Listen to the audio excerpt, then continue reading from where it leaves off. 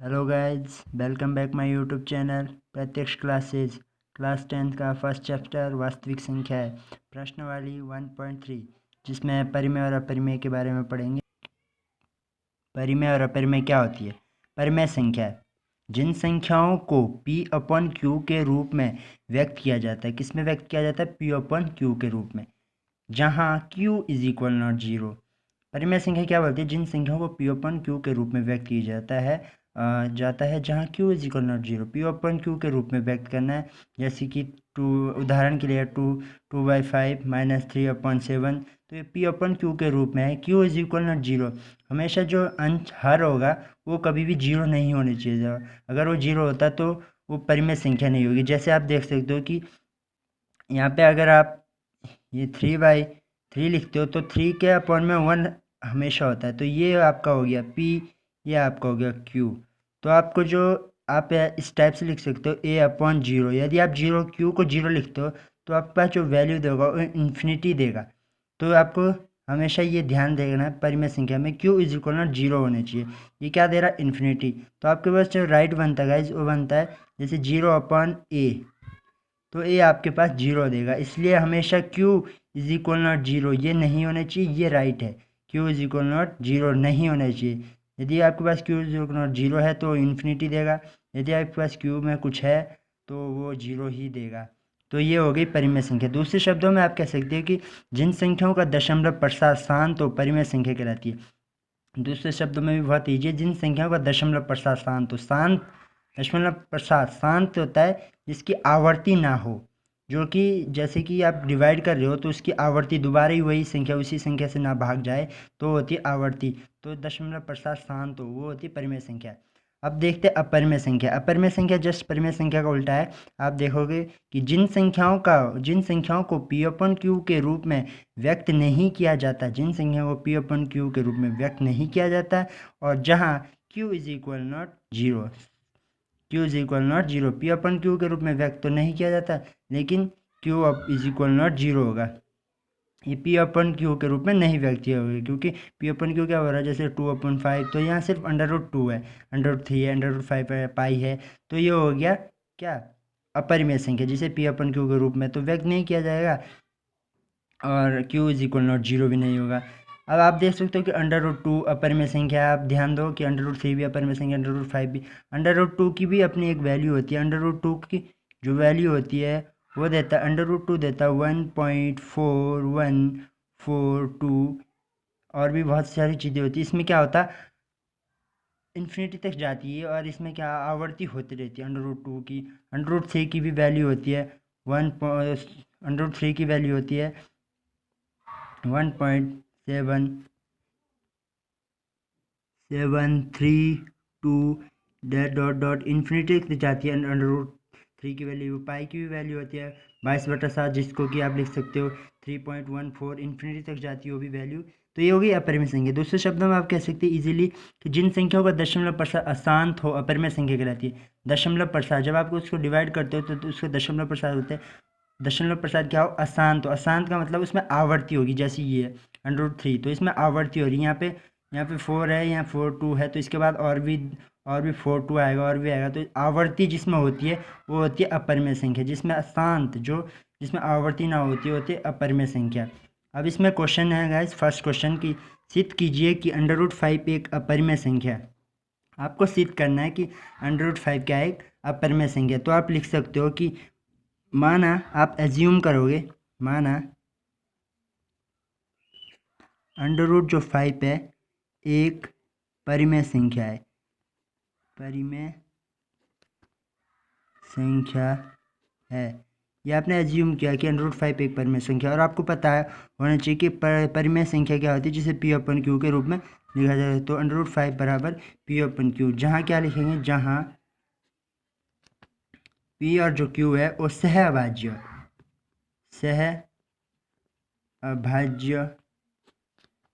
संख्या है, सहअभाज्य संख्या है, और q is equal not zero.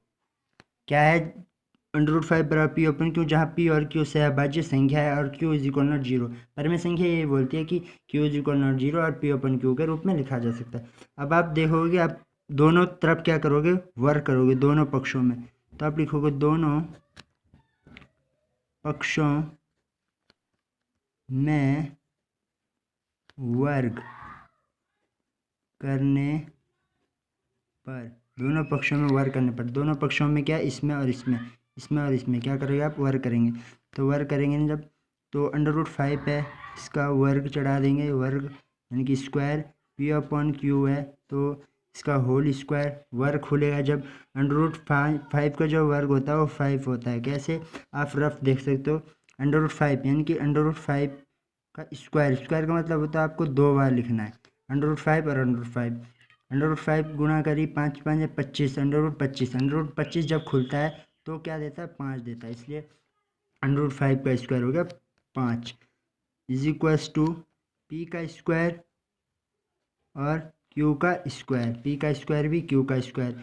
अब आप देखोगे कि 5q स्क्वायर बराबर पी ऑफ स्क्वायर, आप इसको इस टाइप से लिख सकते हैं, क्यू स्क्वायर बराबर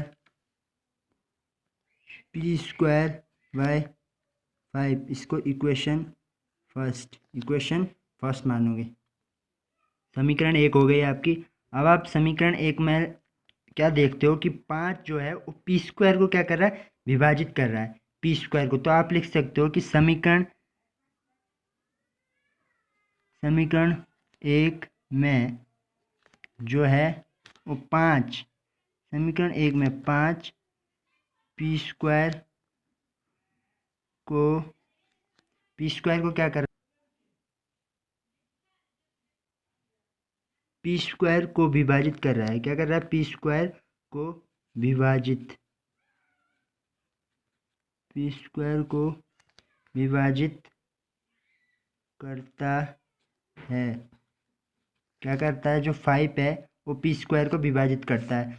या फिर और जब 5 पी स्क्वायर को विभाजित कर रहा है तो 5 पी को भी विभाजित करेगा। तो आप लिख सकते हो कि 5 पी को भी विभाजित, 5 पी को भी विभाजित, 5 पी को भी विभाजित, 5 पी को भी विभाजित करता है, 5 पी को भी विभाजित करता है या करेगा। तब आप कह सकते हो कि जो 5 है वो पी का गुणनफल है, जो 5 है वो क्या है, पी का एक गुणनखंड है, 5 जो है पी का एक गुणनखंड है। तब 5 पी का एक गुणनखंड है, पी का गुणनखंड है।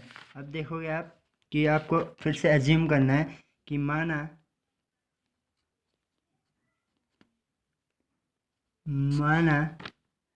कि p बराबर 5a, ये आपको माना p बराबर 5a। अब p बराबर 5a तो हम लिखेंगे यहाँ p का मान समीकरण 1, p का मान समीकरण 1 में रखने पर, p का मान समीकरण 1 में रखने पर, समीकरण 1 आपको मालूम है, समीकरण 1 है आपकी क्यू स्क्वायर बराबर पी स्क्वायर बाय 5।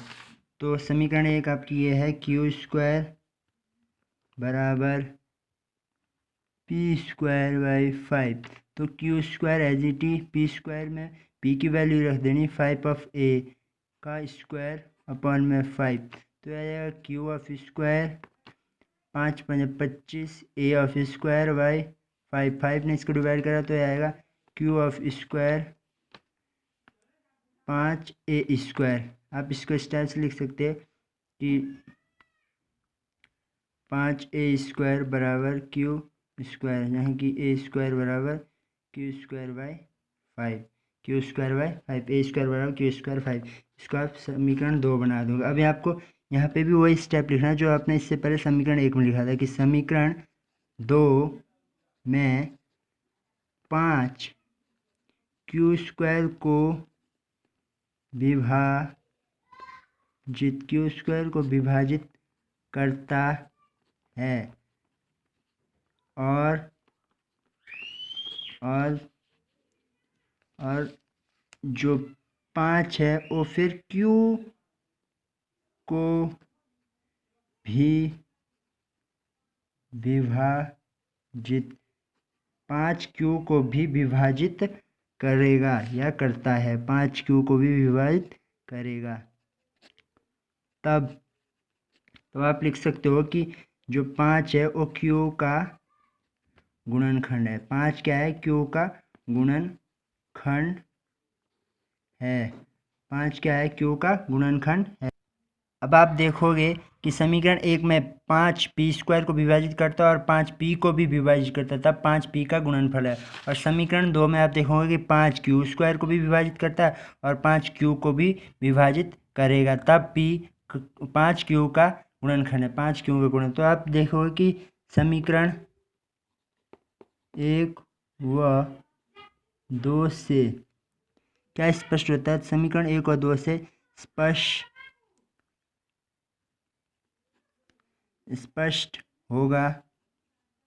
होता है। समीकरण 1 और 2 से स्पष्ट होता है कि जो P अपन Q है एक क्या है? परिमेय संख्या है। परिमेय संख्या क्यों है? क्योंकि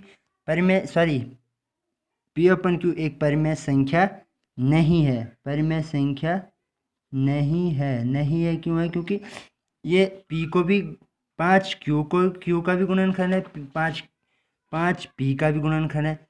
जबकि शुरू में हमने कहा था कि जो ये P अपन Q है वो क्या है? P और Q क्या सहभाज्य है। तो 5 तो Q को भी विभाजित कर रहा है और 5 P को भी विभाजित कर रहा है, इसलिए सहभाज्य संख्या नहीं हो सकती। जब सहभाज्य संख्या नहीं होगी तो यह परिमेय संख्या भी नहीं हो सकती। तो अतः हम लिख सकते हैं कि यह एक अपरिमेय संख्या है। अतः √5 एक अपरिमेय संख्या है। अपरिमेय संख्या है। कैसे अपरिमेय संख्या? क्योंकि जब हमारे पास परिमेय संख्या सिद्ध नहीं हुई तो अपरिमेय संख्या। परिमेय संख्या सिद्ध कैसे नहीं हुई? क्योंकि जो P और Q वो सहभाज्य संख्या, हमने सबसे शुरुआत में जो हमने क्वेश्चन सॉल्व किया था हमने माना था कि P और Q सहभाज्य संख्या है, लेकिन यह सहभाज्य संख्या नहीं है। क्यों नहीं है? क्योंकि 5 जो है वो Q का भी गुणनफल है, यानी कि 5 Q को भी विभाजित कर रहा है और 5 जो है वो P का भी गुणनफल है, यानी कि P को भी विभाजित कर रहा है। तो सहभाज्य संख्या नहीं हो सकती, क्योंकि सहभाज्य संख्या होती है जो स्वयं से कटे या फिर 1 से कटे, लेकिन ये दो को काट रहा है तो ये सहभाज्य संख्या नहीं हो सकती। जब सहभाज्य संख्या नहीं है तो परिमेय संख्या भी नहीं है। अतः √5 एक अपरिमेय संख्या है। तो ये सबसे इजी क्वेश्चन है गाइज इस चैप्टर में, और ये क्वेश्चन एग्ज़ाम में ज़रूर पूछे जाते हैं। इसमें परिमेय संख्या आपको पढ़ी होगी और आपने अच्छे से पढ़ी होगी, अभी भी आप अच्छे से पढ़ सकते हो। और अपरिमेय संख्या भी इस टाइप के क्वेश्चन बोर्ड में पूछे जाते हैं 10th क्लास में कि √5 एक अपरिमेय संख्या है। और भी बहुत क्वेश्चन है, 2-3 क्वेश्चन है जिनमें जो कि सब इजी है, एक ही उससे करने, जैसे मैंने अभी कराया वैसे ही करने हैं सभी क्वेश्चन। तो थैंक यू गाइज।